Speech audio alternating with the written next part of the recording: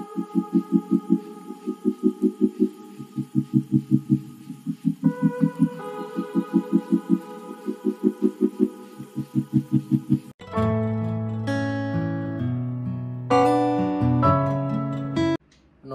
TET আড্ডায় আপনাদেরকে স্বাগত জানাই। আমি রয়েছি প্রিয়দা আজকে আপনাদের সঙ্গে। দেখবেন গতকালকে আমি একটি ভিডিও আপনাদের কাছে মানে লাইভ সেশনে এসে আলোচনা করেছি যে যারা 2023-এ টেট দিয়েছেন, হয়তো 2023-এ টেট দেওয়ার পরে আপনারা অনেকটাই ভেঙে পড়েছেন যে যেভাবে 2023-এ পড়েছিলাম সেরকম হয়তো প্রশ্ন আসেনি, বা হয়তো প্রশ্ন দিয়েছে, প্রশ্নটা কিছু ডিফিকাল্ট হয়েছে। তো অনেকজনের অনেক রকম মতবাদ এটার মধ্যে রয়েছে। যাই হোক, সেসব মতবাদ যাচ্ছি না। দেখুন, সব কিছু ভুলে গিয়ে আপনাদের যেটা শুরু করতে হবে যে 2024 সালের যে টেটের বিষয়টা আছে, 2024 সালের টেটটা কিভাবে আপনারা পড়লে কিভাবে আপনি জিনিসটাকে ক্র্যাক করতে পারবেন। তো সেই জিনিসটাকে আপনাদের লক্ষ্য যেটা রাখতে হবে, তার জন্য গত ভিডিওটি বলেছি। তো যারা 2024-এ টেট দেবেন বা গতবারে দিয়েছেন, গতবারে যাদের কাছে হয়তো একবার, এবারে হয়তো তাদের কাছে এটা দ্বিতীয়বার, বা যারা 2024-এ প্রথমবার টেট দেবেন, তাদের জন্য কিন্তু আজকের এই ভিডিওটা। তো আজকের এই ভিডিওতে যেটা আলোচনা করব সেটা হচ্ছে গিয়ে একেবারে সাইকোলজির বেস থেকে আলোচনা করছি। সেটা হচ্ছে বৃদ্ধি আর বিকাশ। বৃদ্ধি বিকাশ নিয়ে আজকের আলোচনা পর্ব, বা বৃদ্ধি বিকাশ নিয়ে আজকের আলোচনা করছি। দেখুন, প্রথম কথা হচ্ছে আমাদের যে সিলেবাসটা দেওয়া আছে এবং যে সিলেবাস অনুসারে পর্ষদ প্রশ্ন করছে, সেখানে প্রথমেই আপনাকে যেটা চুজ করে নিতে হবে যে আপনি কতটুকু পড়বেন। সর্বপ্রথম আপনাকে যেটা চুজ করতে হবে যে আপনি কতটুকু পড়বেন, এবং যতটুকু পড়বেন সেই পড়াটার মধ্যে কিভাবে পড়বেন। তো চলে আসি বৃদ্ধি বিকাশ নিয়ে। তো আমি বইয়ের কথা বলে দিচ্ছি, দেবাশিস পাল অথবা সুশীল রায়, যার বই ভালো লাগবে। দেখুন, বই সবার সমস্ত রাইটের বই সোজা। আপনার কাছে যেটা বুঝতে বা বোধগম্য হতে আপনার কাছে যেটা সুবিধা, ঠিক সেই বইটাই আপনি কিন্তু পড়বেন। তো চলে আসছে আজকে সরাসরি আলোচনায় বৃদ্ধি বিকাশ নিয়ে। তো বৃদ্ধি বিকাশ পড়তে গেলে সর্বপ্রথম যেটা আপনাদের সিলেবাসে রয়েছে, বৃদ্ধি কি বিকাশ কি, বৃদ্ধির সঙ্গে বিকাশের সম্পর্ক কি, এবং বৃদ্ধির কিছু নীতি, বিকাশের কিছু নীতি, এই বিষয়গুলো। তো আজকের একটা ভিডিওর মধ্যে ঠিক আমি যতটুকু আপনাদেরকে আলোচনা করব, ঠিক সেইটুকু যদি আমার কথা মতন যদি আপনারা ফলো করেন, আমি আশা করছি যদি বৃদ্ধি বিকাশ থেকে কোনো প্রশ্ন হয় তাহলে কিন্তু আপনারা পারবেন। তো আলোচনা সর্বপ্রথমেই জানতে হবে বৃদ্ধি কাকে বলে, গ্রোথ। What is growth? যেমন বৃদ্ধি মানে হচ্ছে যে কোনো একটা জিনিস বেড়ে ওঠা, মানে বেড়ে যাওয়া।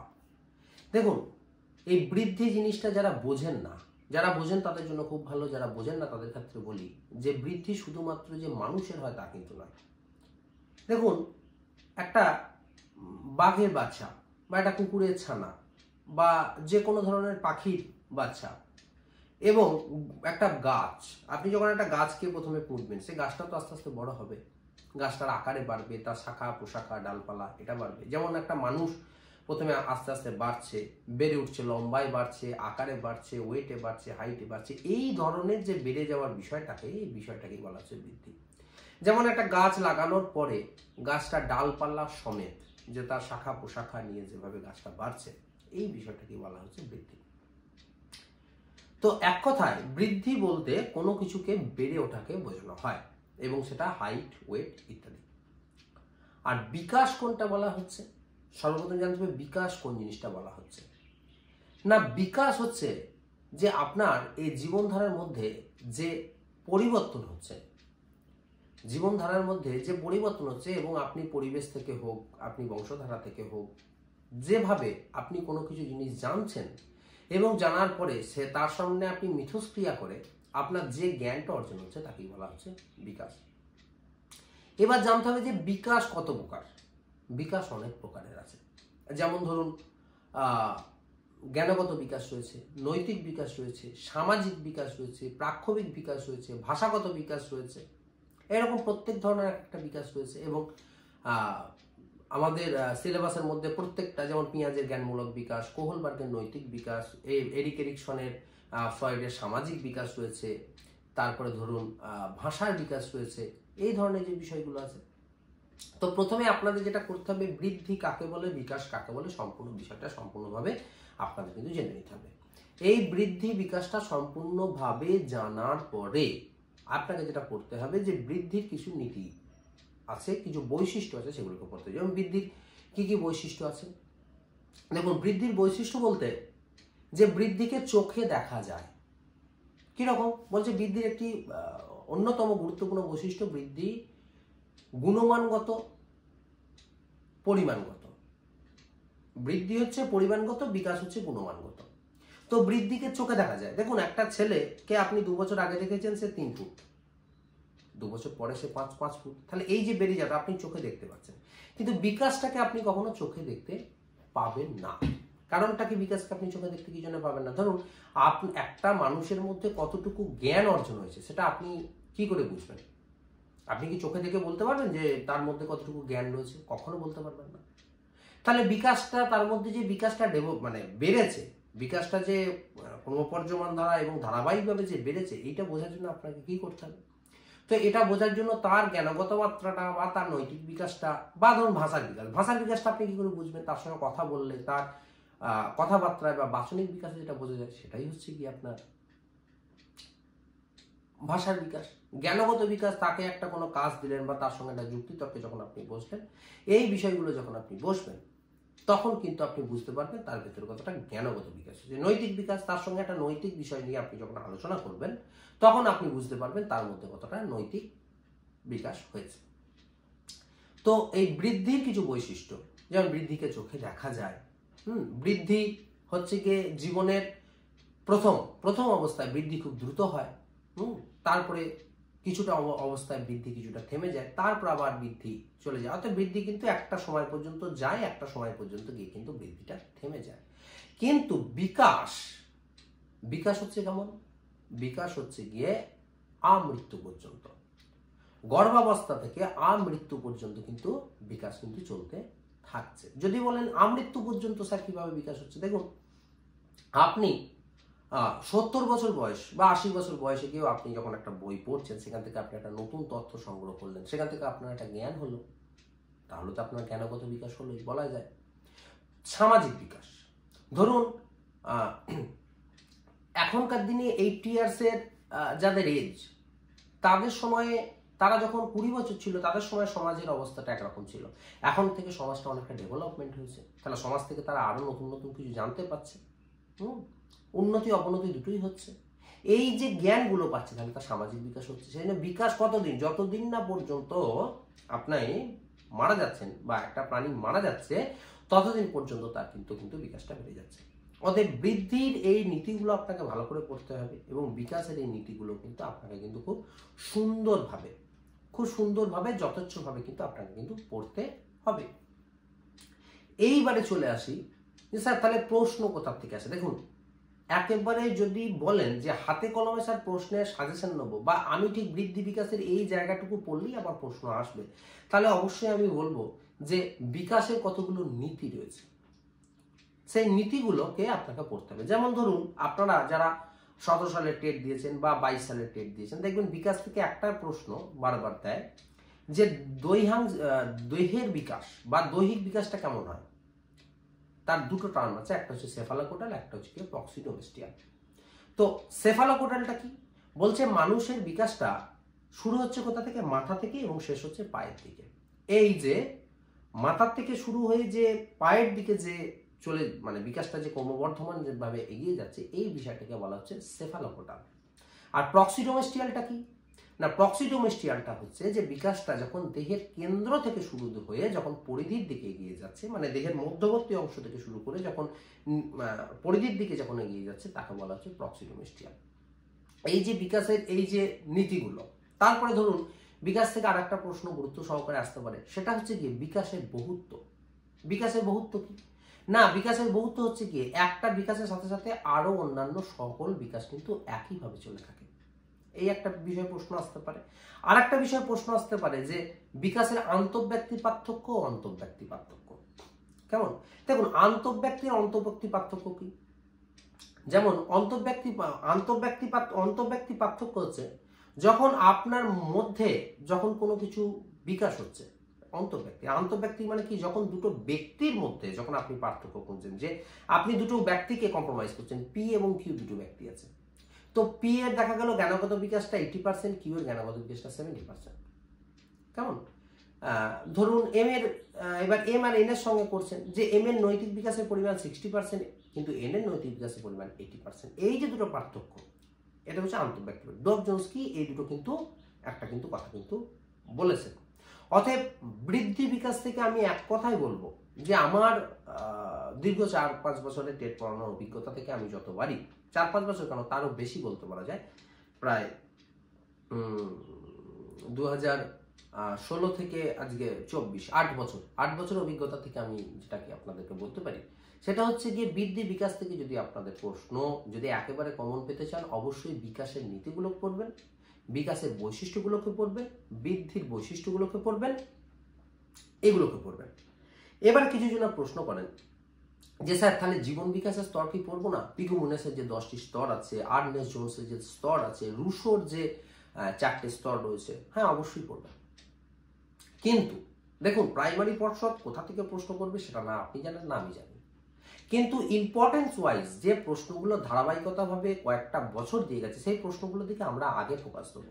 দেখুন, আজকে আমি ভিডিওটা সবার প্রথমে আমি বলে রাখলাম, হয়তো এরপরে অনেক স্যারেরা যারা আমার থেকে আরো ভালো পড়ায় তারা হয়তো ভিডিও দেবেন বা প্রশ্ন করবেন, আপনারা তাদের ভিডিও দেখবেন।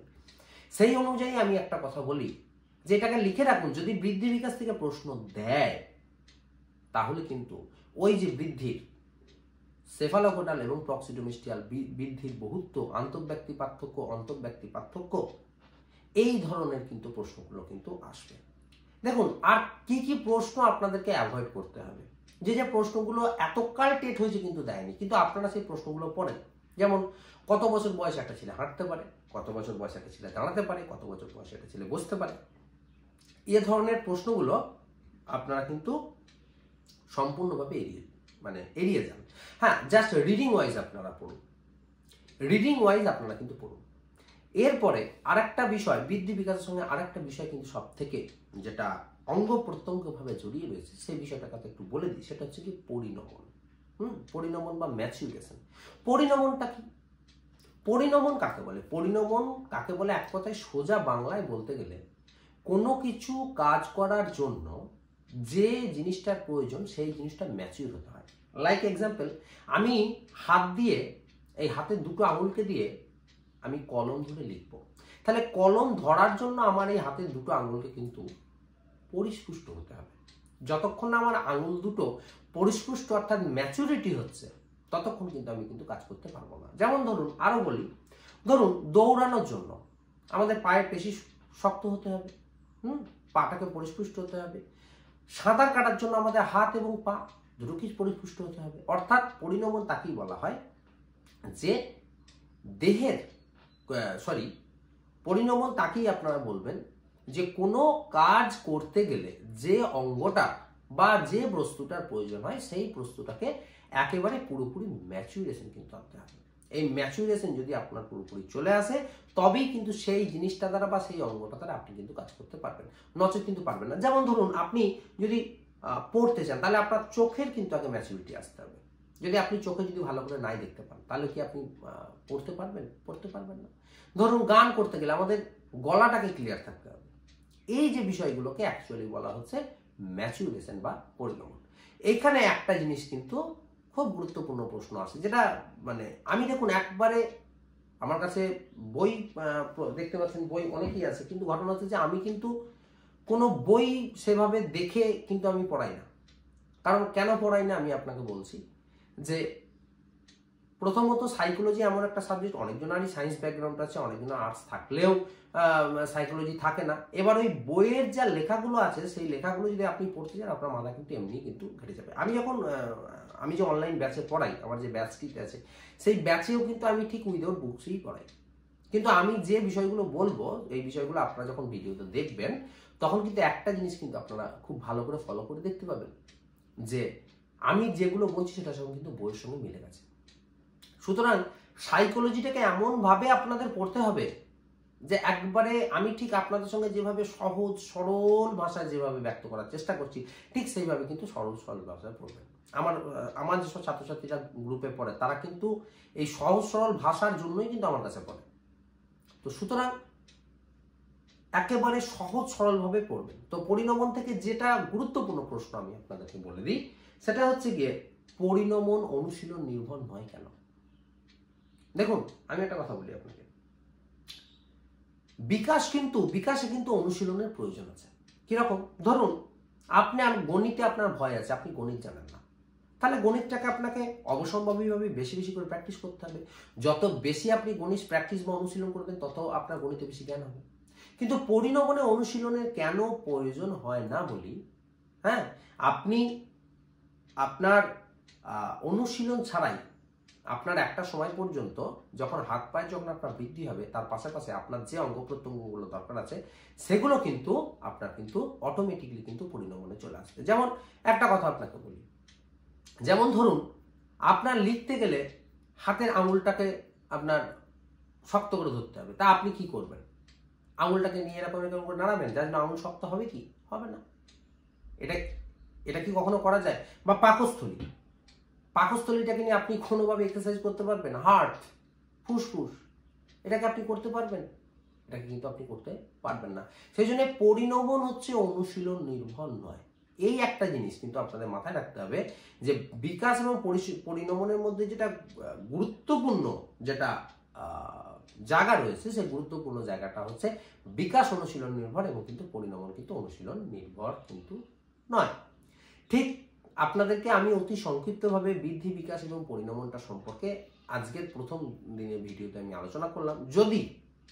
তারপরে বলছি, যদি কারোর কোথাও কিছু বুঝতে অসুবিধা হয় আমার হোয়াটসঅ্যাপ নম্বর এবং মোবাইল নম্বর আপনাদের দেয়া থাকলো। ব্যাচে আপনাদেরকে পড়তে হবে না, কেমন যে স্যারের কাছে ব্যাচে পড়বো বলি স্যার বোঝাবে তা কিন্তু নয়। আপনারা আমাকে বলবেন, আমি ওভার কল অথবা আপনাদের জন্য আমি কিন্তু ভিডিও নিয়ে আসবো। আর আমি চেষ্টা করব বৃদ্ধি বিকাশ থেকে কিছু প্রশ্ন আপনাদেরকে দিয়ে দেওয়ার জন্য। আজকের প্রথম দিনের 2024 সালের প্রথম এতটুকুই আলোচনা করলাম। যদি কারোর, বারবার বলছি, যদি কারোর কোথাও কিছু বুঝতে অসুবিধে হয় তাহলে কিন্তু আপনারা কিন্তু অবশ্যই কমেন্ট বক্সে একদম জানাবেন যে স্যার আমি এই জায়গাটা বুঝতে পারলাম না, স্যার আমাকে এই জায়গাটা বুঝুন। আর একটা কথা আপনাদেরকে বলি, হয়তো আজকের এই ভিডিওটা হয়তো সবার ভালো লাগবে না। কেন ভালো লাগবে না বলুন তো? কারণ সবে টেট হয়েছে, এখনো রেজাল্ট দেয়নি। স্যার কবে রেজাল্ট দেবে, কি বিষয়? দেখুন, সরকারের মতন কাজ করে যাবে। সরকার কিন্তু আপনাকে এটা বলবে না যে অমুক দিনে পরীক্ষা, তোমাকে পড়ার জন্য সময় দিলাম। দেখো, পরীক্ষার জন্য সরকার কিন্তু সময় দেবে না, অতএব প্রিপেয়ারটা কিন্তু তোমাকে সময় থাকতে নিতে হবে। তো আমি বলবো এখন থেকে প্রিপেয়ার নাও, যথেষ্ট হাতে টাইম এসে কিন্তু পাবে। এই শেষের কিন্তু 2-3 মাস পরে বা শেষে যারা 2-3 মাস পড়িয়ে যারা বলে যে পাস করে দেবো, এগুলো বেকার কথা, হিসেবে আমি বিশ্বাস করি না। একটা 1 বছরের সিলেবাস কি 3 মাসে শেষ হয়? How is it possible? এটা কি সম্ভব? এটা কোনো মতেই সম্ভব নয়। তাই কোনো দ্বারে চোখ কান না দিয়ে যাদের 2024-এ টেট পাস করার লক্ষ্য রয়েছে তারা এখন থাকতে, সময় থাকতে কিন্তু পড়াশোনাটা করো। আর যে কোনো ধরনের অসুবিধার জন্য আমার সঙ্গে হোয়াটসঅ্যাপে কল অথবা মেসেজ করো। আর একটা কথা বলে রাখি, আমার কাছে একটা জিনিস কেবলমাত্র পাবে না, যার নাম হচ্ছে পিডিএফ বা নোটস। তোমার যে কোনো তথ্য বুঝতে অসুবিধা হয় তোমাকে আমি একবার কেন 10 বার বুঝিয়ে দেবো, কিন্তু পিডিএফ বা নোটস পাবে না। কেন আমি পিডিএফ বা নোটস দিই না? কারণ পিডিএফ বা নোটসটা এই কারণে আমি স্টুডেন্টদেরকে দিই না, কারণ পিডিএফ বা নোটসটা যখনই স্টুডেন্টদেরকে দেবো তারা ওই নোটসের মধ্যেই আবদ্ধ থাকবে, তাদের কিন্তু পড়াশোনাটা কিন্তু হবে না।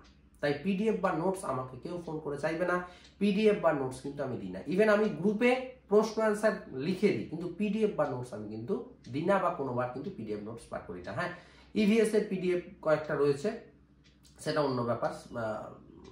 ম্যাথামেটিক্সেরও কয়েকটা রয়েছে, ইংলিশে কয়েকটা, সেগুলো অন্য বিষয়। কিন্তু সাইকোলজি এবং পেডাগজি সম্পর্কে আগে তোমাকে বুঝতে হবে। তুমি না বুঝলে তুমি কোনো নোটস তুমি কি করবে? তুমি একটা তত্ত্বই বুঝছো না, তোমাকে আমি প্রশ্ন দিই, ধরে নাও সাপোজ তোমাকে আমি একটা প্রশ্ন দিয়ে দিলাম যে বৃদ্ধিকে কেন আমৃত্যু বলা হয়, সরি বিকাশকে কেন আমৃত্যু বলা হয়, আমি লিখে দিলাম যে বিকাশ গর্ভাবস্থা থেকে আমৃত্যু পর্যন্ত চলে, তাই বিকাশকে এটা বলা হয়। কিন্তু তুমি যে টার্মটাই বুঝলে না, তোমাকে আমি প্রশ্ন বলতে তো এমসিকিউ প্রশ্ন দেবো, তো এমসিকিউ প্রশ্ন বলতে তুমি যদি টার্মটা যদি না বুঝো তুমি তত্ত্বটা কি করে বুঝবে? কেমন?